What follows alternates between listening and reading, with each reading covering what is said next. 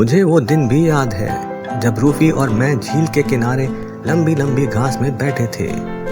रात को बारिश हुई थी, सुबह बिल्कुल साफ तुलू हुई, खुल्क हवाएं चल रही थीं, बादल तैर रहे थे, झील के नीले पानी पर हल्की हल्की धुंध छाई हुई थी। हर चीज में निखार था, ताजगी थी। यूं मालूम हो रहा था जैसे दुनिया अभी अभी तख्लीक हुई है। हम कहानियां पढ़ते रहे, बातें करते रहे, खेलते रहे, रकनते भरते हुए परिंदों और नाचती हुई तितलियों को देखते रहे। हमारी डोरें पानी में थीं, मछलियां पहले से लगाई हुई थीं। पानी में डोर थी और डोर के सिरे पर मछली। ये रुस्तम के लिए किया था। आज इसे मछलियां पकड़कर दिखा देंगे। जब वो हमें लेने आया तो चोरी की बातें शुरू हो गई। हमारा ख्याल था कि लोग महज दूसरों को परेशान करने के लिए चोरी करते हैं और ये एक किस्म का मजाक है। वो हमें बताने लगा कि लोग इसलिए चोरी नहीं करते बल्कि दूसरों की चीज़ों पर कब्जा जमाने के लिए करते हैं और फिर इन चीज़ों को कभी वापस नहीं लौटाते। और ये इंसान की हवस है जो उसे चोरी के लिए उकसाती है।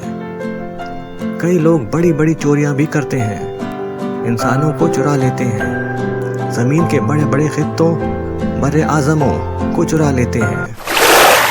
इतने में सड़क से आवाज़ आई। ये आवाज़ सुनी तुमने? हम दोनों चिल्लाए, ये मछली थी। फिर मैंने एक झटके के साथ डोर खींची और मछली बाहर निकाल ली। रूफी ने भी यही किया।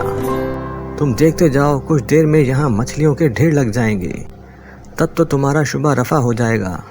फिर हम दूसरे किनारे की बातें करने लगे। जब कभी हम वहाँ गए तो रुस्तम को भी साथ ले जाएंगे। वो मुस्कुरा कर बोला, लड़कों, ये खुद फरेबी की नीली झीलें और दूसरे किनारे उम्र भर पीछा नहीं छोड़ते। हम जिंदगी भर अपने आप को फरेब देने की कोशिश में रहते हैं, ये यकीन दिलाने की कोशिश है कि जो चीज़ यहाँ नहीं है वो यहाँ है।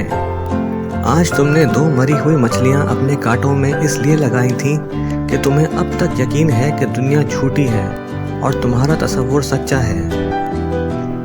दूसरे किनारे के मुताल्लिक तुमने कैसे सुहाने ख्यालात दिल में बसा रखे हैं। मैं वहाँ कई मर्तबा गया हूँ। वो किनारा बिल्कुल वीरान है।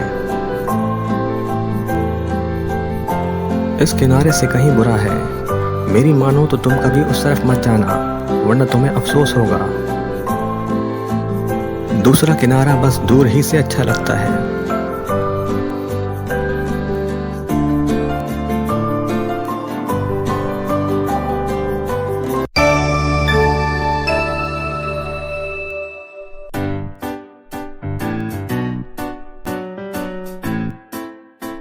आते ही उसने रूफी के अब्बा पर पंजा उठाया और रूफी सोचने बैठ गए कि सुराग रसानी के कवायद के मुताबिक तो उन पर शुबा करना चाहिए। फिर कहने लगे कि महज पंजा उठाने से शुबा नहीं किया जा सकता, बिल्ली को कुछ और भी करना चाहिए।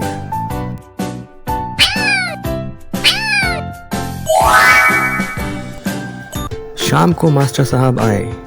इन पर बिल्ली ने ना सिर्फ पंजा उठाया बल्कि आंखें भी दिखाईं और दांत भी निकाले, तो गोया मास्टर साहब ने खुद अपना सामान चुराया था। इनके पूछने पर हमने तफसील बताई।